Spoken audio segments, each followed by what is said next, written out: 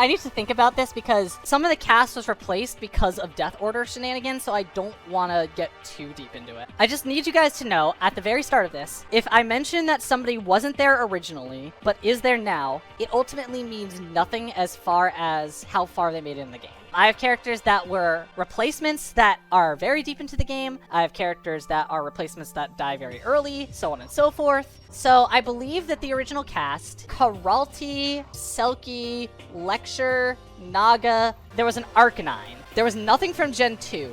There was an Absol. There was Hina. There was a Luxray. Shifty was always there. Orin was obviously always the protagonist. Mozilla was always there. Sensei, I believe, was always there. Sylvia, who was always there. There was a Halucha. She was a girl, I remember. Lycanroc.